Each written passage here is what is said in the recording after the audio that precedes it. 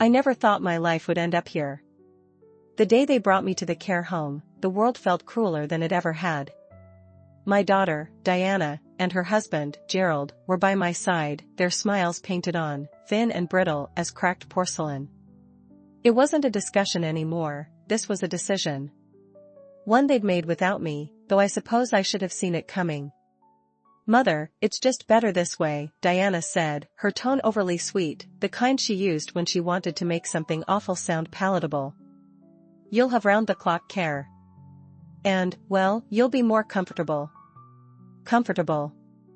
The word rattled in my mind as I stared out the car window, the city streets blurring into unfamiliarity. My home, the one I'd lived in for over 50 years, the one I had built with my late husband, was gone. Or at least, it might as well have been. They'd already started talking about selling it. "We'll come to visit often," Diana added, though she couldn't meet my eyes. The nursing home loomed in front of us, small and unassuming, the kind of place where you could disappear quietly. The sign over the front door read Haven Pines Assisted Living, as though it were a haven for anyone but those who had no choice but to be there. My stomach churned as we walked through the doors, the sterile smell of antiseptic mingling with the faintest hint of something sour. The nurse at the front desk greeted us warmly, but I barely heard her words. My thoughts were a cacophony of anger, sadness, and fear. How had it come to this? I had spent my entire life building something for Diana, working tirelessly to ensure she'd never want for anything. And now she was leaving me here, like luggage she'd grown tired of carrying. The room they'd assigned me was small, modest, a single bed, a dresser, and a window that looked out over the parking lot. Diana placed a suitcase on the bed, carefully unpacking my things as if this were some kind of vacation. "See," she said brightly. "It's nice, isn't it?" I didn't answer. My throat felt tight, the words tangled in a knot of disbelief. Gerald stood awkwardly in the corner, checking his watch every few minutes. He'd always been impatient, but today it grated on me more than ever. "I'll leave the rest to you," Diana said after a while, brushing her hands together as if to dust off the responsibility. "The staff will help you settle in." "Of course they will," Gerald added, already inching toward the door. "They're professionals." When they left, they didn't linger. There were no tears, no heartfelt goodbyes. Diana kissed me on the cheek, Gerald mumbled something about visiting soon, and then they were gone. The silence that followed felt like a gaping wound. I sat on the edge of the bed, staring at the door, my hands trembling in my lap. This wasn't a place for living. It was a place for waiting, for days to blur into weeks, for the world to forget you existed. For dying. The first night was the hardest. The unfamiliar bed creaked under me, the sheets stiff and cool.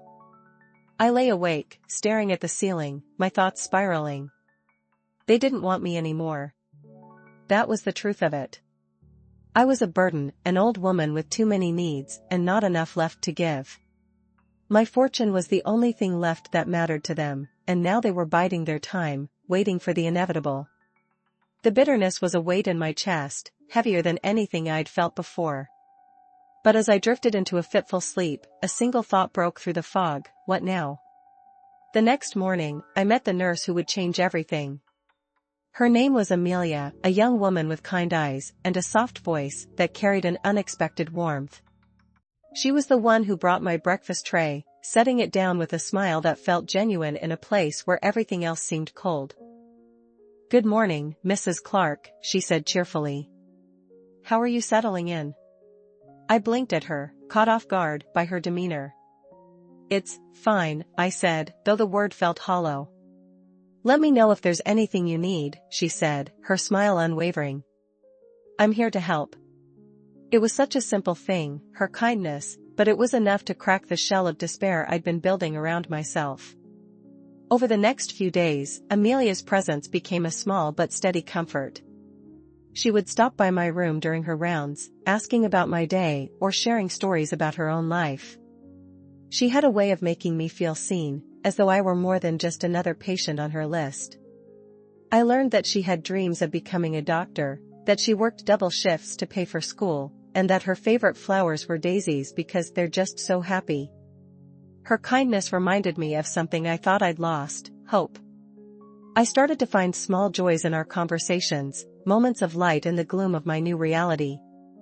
Amelia was a spark, a reminder that even in a place like this, there were still people who cared. But as much as I cherished her presence, the anger toward my family lingered, simmering just beneath the surface. I couldn't understand how they could leave me here, how they could abandon me after everything I had done for them.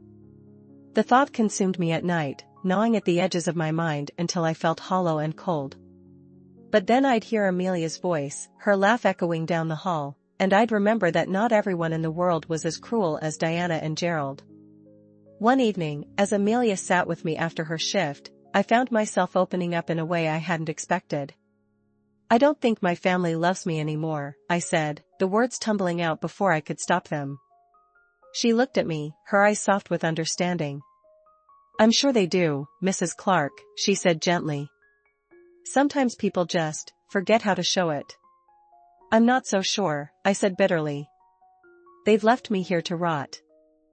Amelia reached out, placing her hand over mine. "You're not alone," she said. "You have me." Her words stayed with me long after she left that night. For the first time in a long time, I felt something other than anger or despair. I felt seen. And for the first time, I began to wonder if maybe, just maybe, I still had something to live for.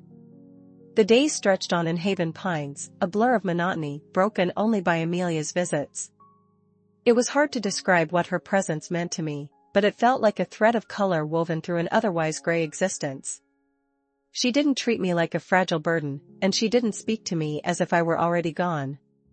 To Amelia, I was simply Harriet, and that was enough. One afternoon, as I sat by the window watching the drizzle blur the view of the parking lot, Amelia came in carrying a small bouquet of daisies. She set them on the table by my bed, their cheerful yellow centers a stark contrast to the drab walls of the room. "They reminded me of you," she said with a smile. "Daisies reminded you of me?" I asked, raising an eyebrow. "You must not know me very well." She laughed, a soft, musical sound. "They're resilient," she said. "They bloom anywhere, no matter the conditions." "That's you, Mrs. Clark." Her words surprised me, stirring something in my chest I couldn't quite name. I had spent so much time feeling forgotten, diminished by my family's indifference. To hear someone describe me as resilient felt almost foreign, but it also felt good. Over time, our conversations grew deeper. Amelia shared stories of her childhood, her struggles to balance work and school, her dreams of one day opening a clinic for underserved communities. She had a warmth about her, an optimism that felt almost reckless but undeniably inspiring. In turn, I found myself sharing pieces of my own life, stories I hadn't thought about in years. I told her about my late husband, Henry, and how we'd built our lives together, from nothing. I talked about the early days of our marriage, the laughter, the struggles, and the joy we found in raising Diana. "Sounds like he was a wonderful man," Amelia said one evening as I recounted a story about Henry teaching me how to dance in our tiny living room. "He was," I said softly, my chest tightening with the bittersweet ache of memory. "He would have loved you." Amelia's kindness was a balm, but it couldn't completely erase the anger I felt toward my family. The bitterness lingered, a weight I carried even in my lighter moments.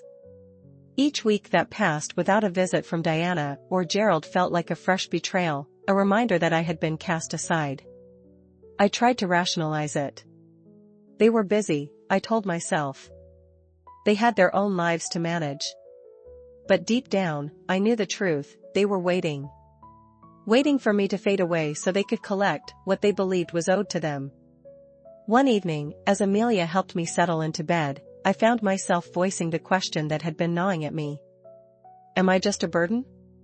I asked quietly. She froze for a moment, then sat on the edge of the bed, her expression serious. "Why would you think that?" she asked. "Because that's how my family treats me," I said, my voice trembling. "Like I'm an inconvenience they have to manage. Like they're just waiting for me to go, so they can move on." Amelia's brow furrowed, and she reached for my hand, holding it tightly.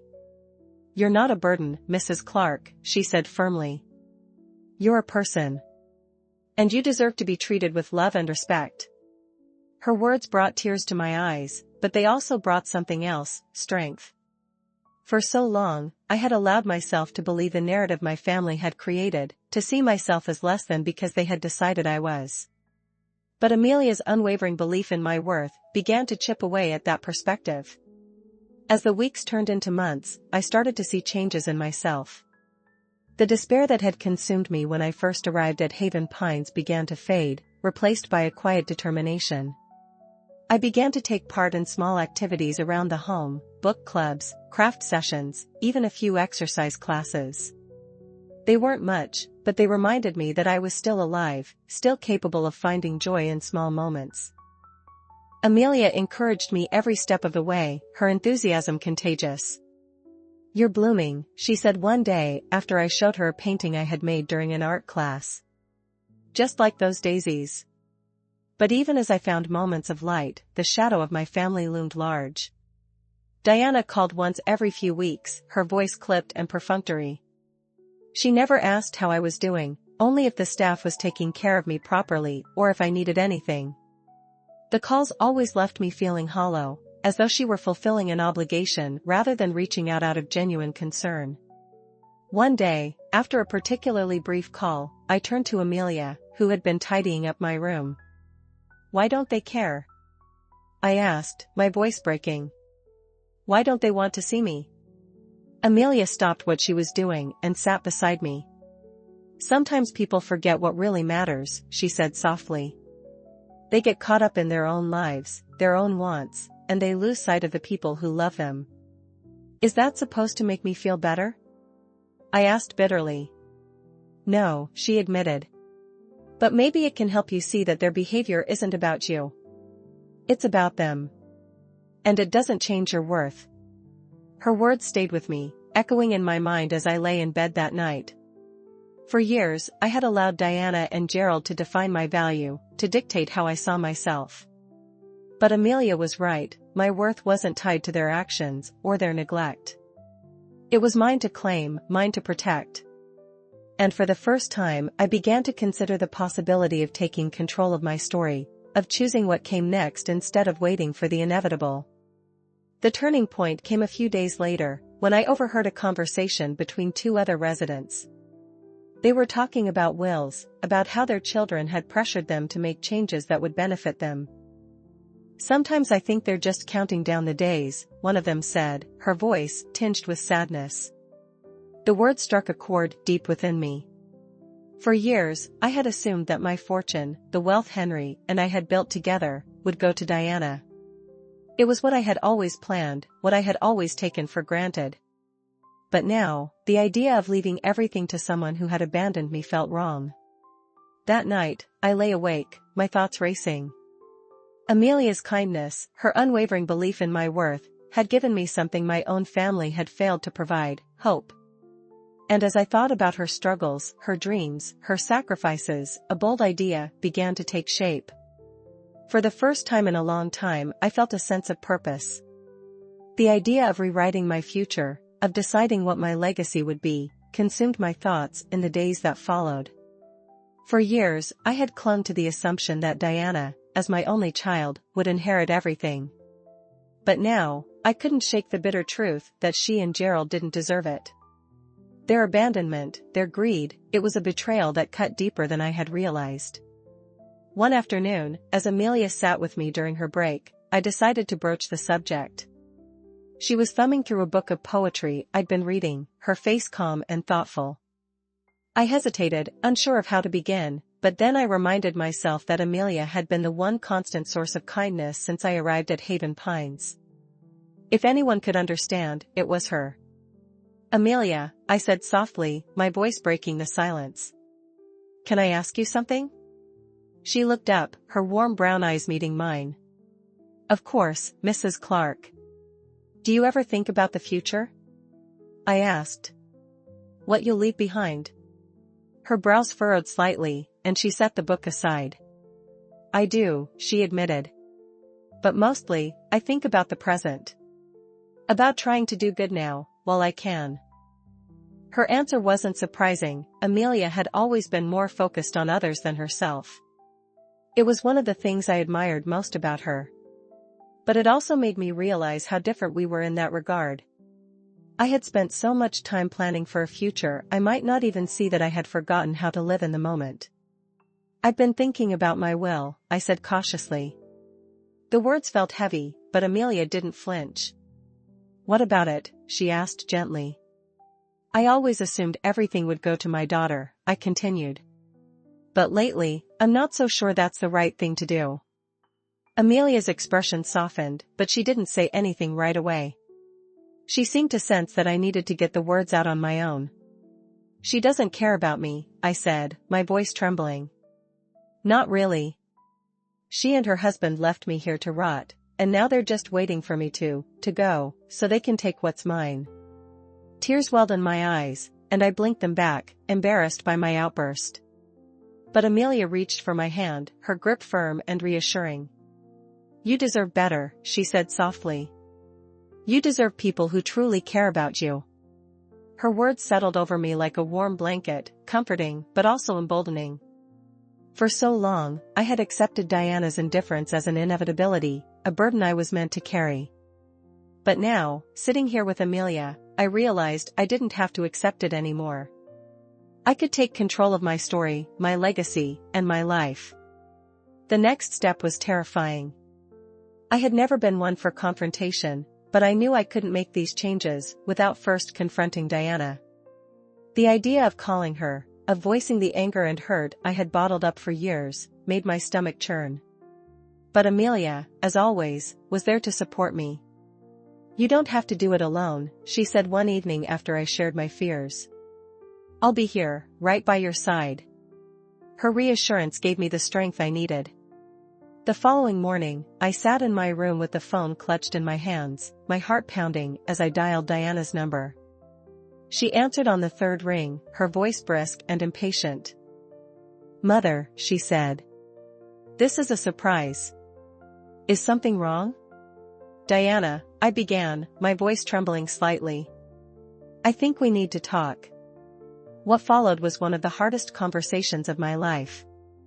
I told her how I felt, about her abandonment, her selfishness, and the way she and Gerald had treated me as though I were nothing more than an inconvenience. At first, she tried to deny it, her voice defensive and sharp.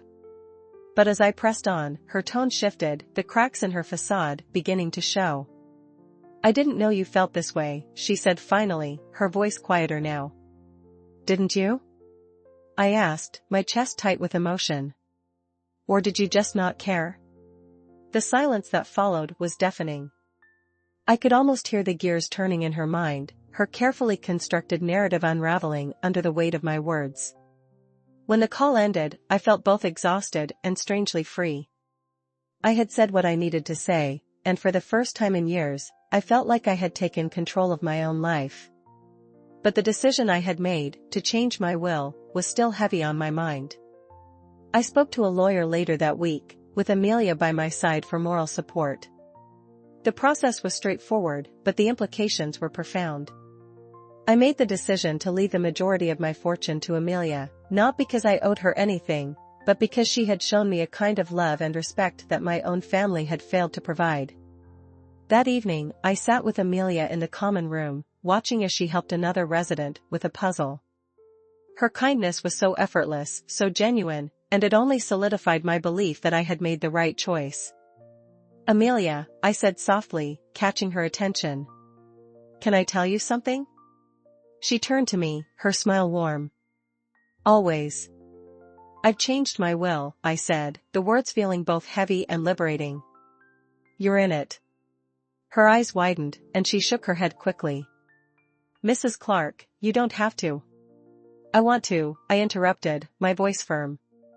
"You've given me something my family hasn't, hope. And I want to make sure you can follow your dreams.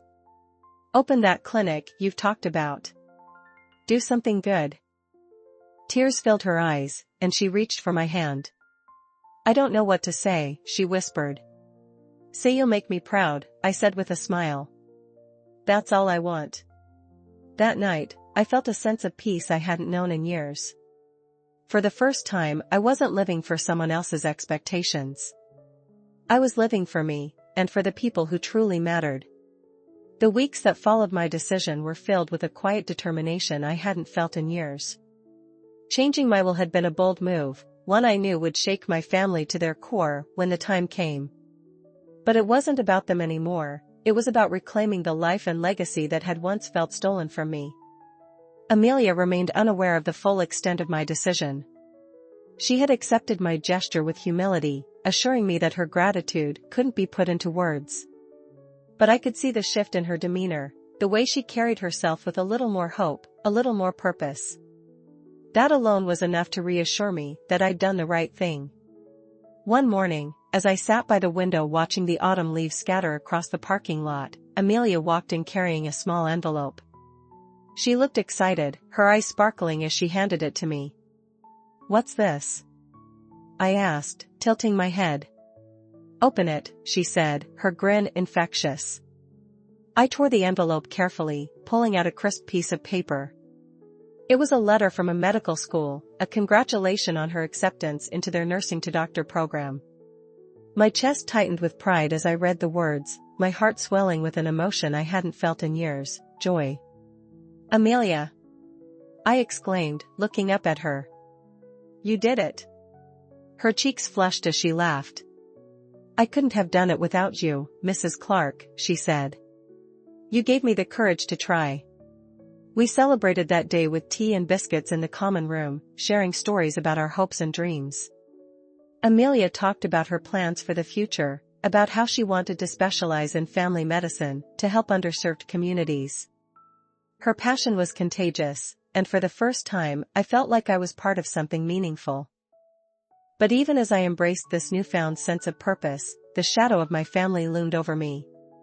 I hadn't heard from Diana since our last phone call, and while part of me was relieved, another part braced for the inevitable confrontation. I knew it was only a matter of time before they came to check on the status of things, or, more accurately, on me. It happened on a Sunday afternoon.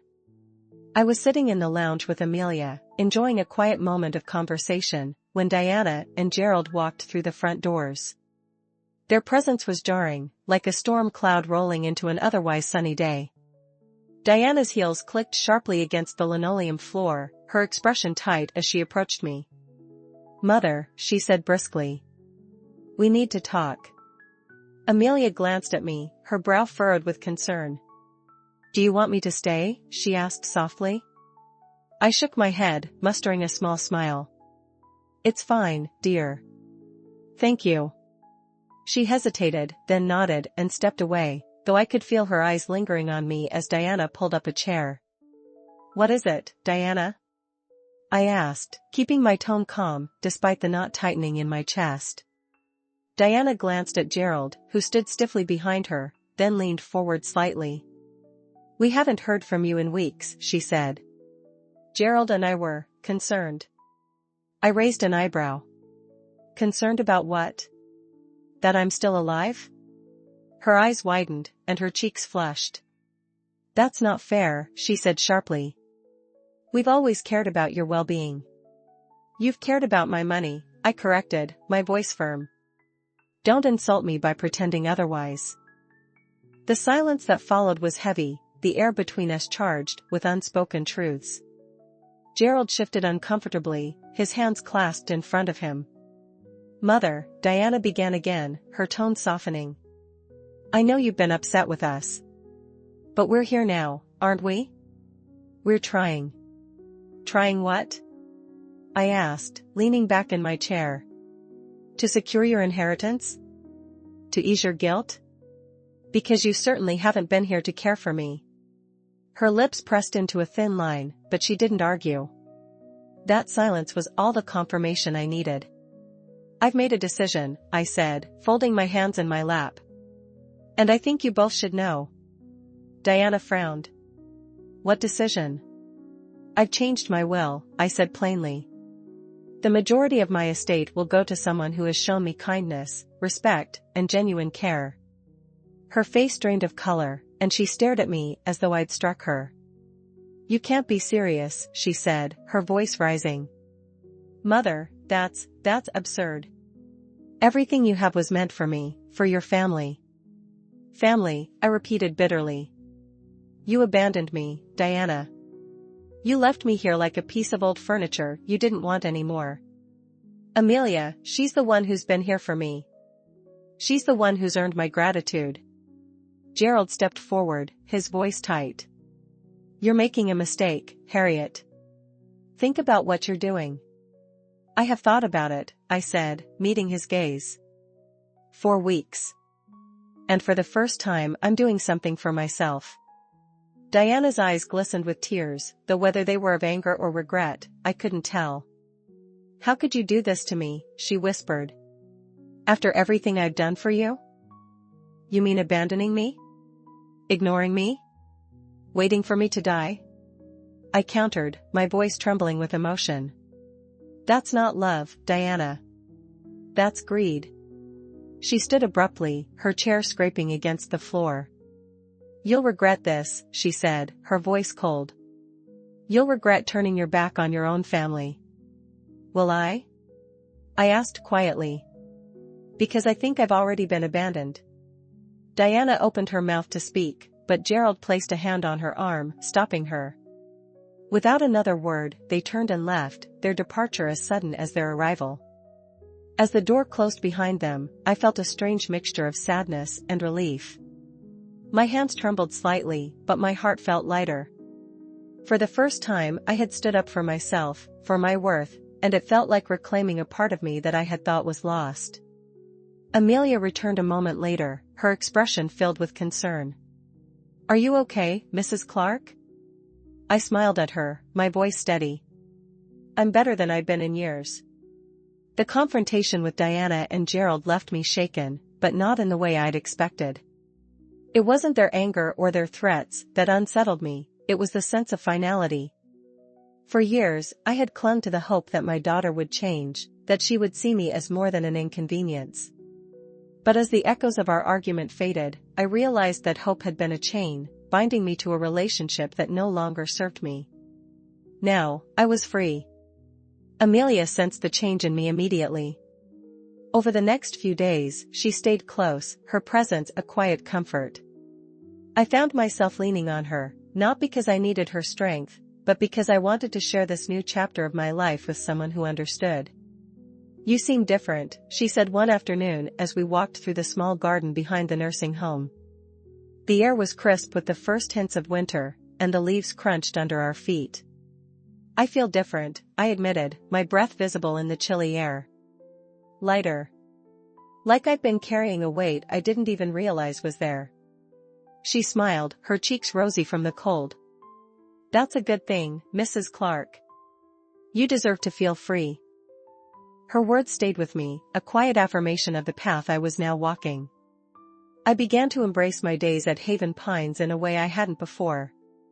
I joined a knitting group, where the chatter and laughter reminded me of the social circles I'd once enjoyed. I started attending weekly book clubs, sharing my thoughts on novels with an enthusiasm that surprised even me. For the first time in years, I wasn't just existing, I was living. Amelia continued to be a constant source of encouragement.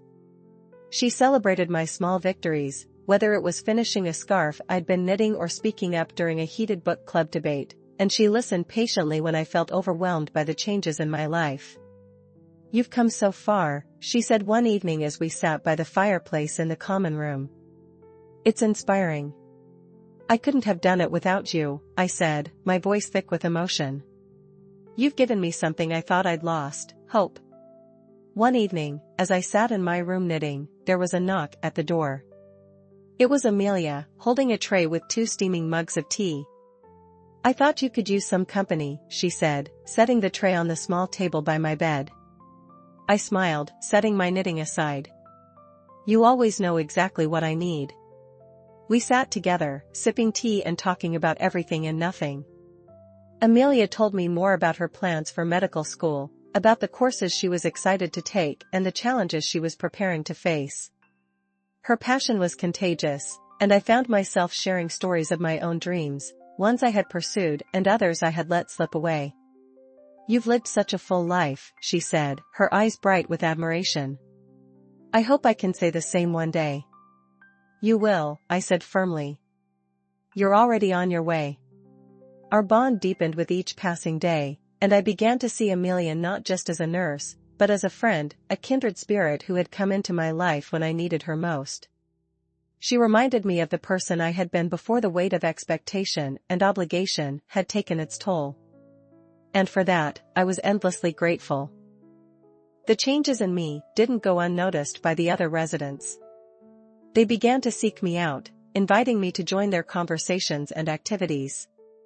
I found myself offering advice, sharing stories, and even organizing a small poetry reading in the lounge.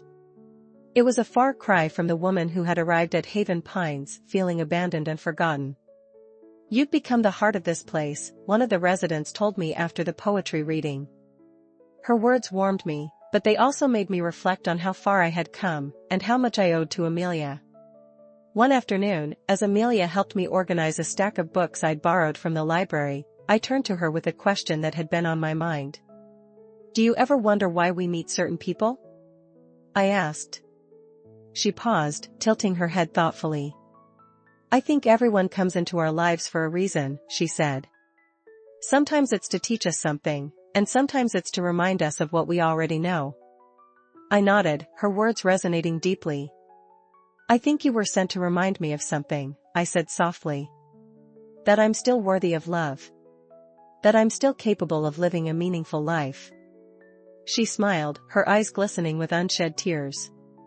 "And you've reminded me that kindness matters. That even the smallest gestures can make a difference." That evening, as I sat by the window watching the sunset, I felt a sense of peace I hadn't known in years. My life wasn't over, it was evolving, taking on new shapes and meanings I hadn't anticipated. And for the first time, I felt excited about what lay ahead. Amelia had given me hope, but more than that, she had shown me that I still had the power to shape my own destiny. The confrontation with Diana and Gerald had been painful, but it had also been necessary, a catalyst for reclaiming my agency. The next morning, I asked Amelia to sit with me after her shift. She looked surprised, but nodded, pulling up a chair beside my bed. "I have something I need to tell you," I began, my voice steady. "Something I should have told you sooner." Her brows furrowed slightly, but she waited patiently, her hands folded in her lap. "I've changed my will," I said. "And I've made you the primary beneficiary." Her eyes widened, and she shook her head quickly. "Mrs. Clark, I can't." "You can," I interrupted, my voice firm, but kind. "And you will. You've given me more than I can ever repay. This is my way of ensuring that your kindness, your dreams, your future, they're supported." Tears streamed down her cheeks, and she reached for my hand, squeezing it tightly. "I don't know what to say," she whispered. "Say you'll make the most of it," I said with a smile. "Say you'll follow your dreams, and make me proud." She nodded, her voice trembling with emotion. "I promise." That night, I felt lighter than I ever had before. For the first time in years, I wasn't living for someone else's expectations, I was living for myself, and for the people who truly mattered. And as I drifted to sleep, I knew that my life, though far from perfect, was finally my own. The days following my conversation with Amelia felt like a new chapter in a story I thought had already ended. There was a quiet satisfaction in knowing I had made the right decision, not just for myself, but for someone who truly deserved it. Amelia's gratitude was genuine, but more than that, it was filled with hope, a reflection of the life I had been working toward reclaiming. My relationship with Amelia only deepened after that. She became more than a nurse, more than a friend, she was family in every way that mattered. We spent hours together, talking about everything from her upcoming plans for medical school to my memories of Henry, Diana, and the life I had built before it all seemed to crumble. "Do you ever regret anything, Mrs. Clark?" she asked one evening as we walked through the garden. I thought about her question, letting it settle. "I regret the time I spent waiting," I said finally. "Waiting for others to change, for life to happen to me. But I don't regret where it's brought me now." Amelia smiled, her gaze warm. You've taught me so much, she said softly. About resilience. About kindness. About how to fight for what matters. Her words stayed with me, filling me with a pride I hadn't felt in years. For so long, I had believed my life was about the past, about what had already been lost. But now, I saw it differently. My life was about the legacy I was creating, the love I was choosing to give and receive. Of course, Diana and Gerald weren't finished with me. A week after our confrontation, Diana showed up unannounced at Haven Pines. She swept into my room with all the grace of a storm, her expression tight and controlled. "Mother," she said sharply. "We need to talk." I didn't flinch, though my chest tightened at the sight of her. "I'm listening." Diana sat in the chair across from me, her movements stiff. "I've thought about what you said," she began. "About your will." "And?" I asked, my tone calm. "I still think you're making a mistake," she said, her voice rising slightly. "But if this is about proving a point, about punishing me, then let's find another way. Gerald and we can work something out. You don't have to do this." I stared at her, the weight of her words sinking in. For years, I had allowed her to manipulate me with guilt, to frame her neglect as my failure. But not anymore. "This isn't about punishment, Diana," I said evenly.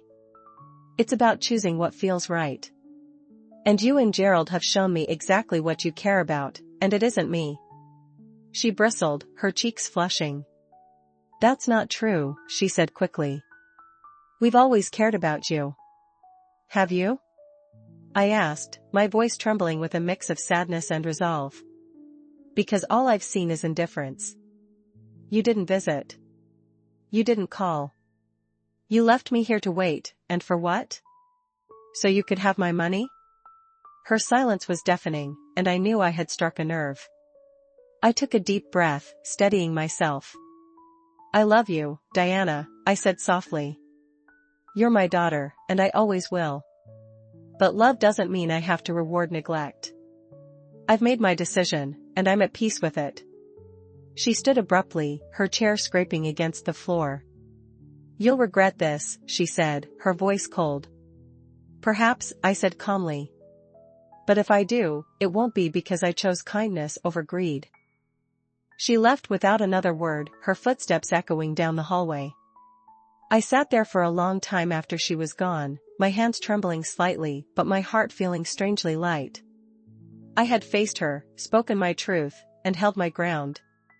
It was a victory I hadn't thought I was capable of. That evening, I shared the encounter with Amelia. She listened intently, her expression thoughtful. "You were brave," she said finally. "I hope you know that." "I don't feel brave," I admitted. "But I do feel free." Amelia smiled, her hand resting gently on mine. "That's what matters." In the weeks that followed, I began to see my life in a new light.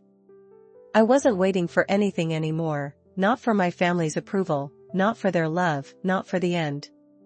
Instead, I was living each day with purpose, embracing the moments that brought me joy. Amelia's acceptance into medical school became a source of celebration, not just for her, but for the community we had built at Haven Pines.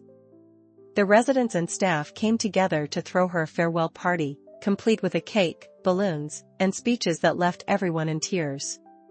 During the party, Amelia pulled me aside, her eyes glistening.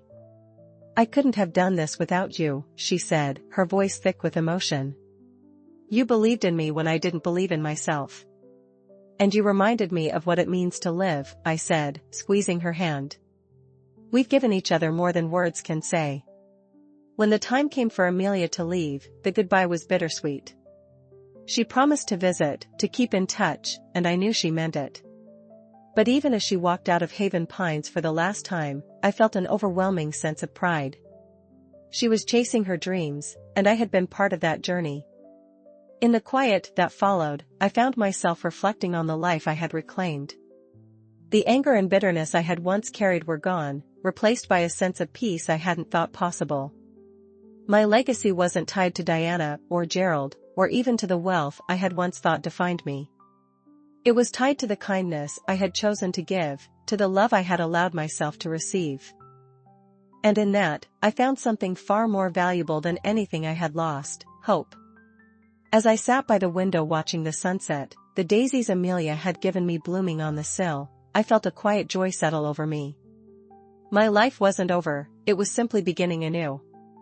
And for the first time in a long time, I felt ready to embrace whatever came next. If you've enjoyed my story, please leave your comments below. Don't forget to like, share, and subscribe to my YouTube channel, where your support means the world to me. I look forward to bringing you more stories that inspires growth, joy, and purpose. Thank you for listening, and I'll see you in the next video.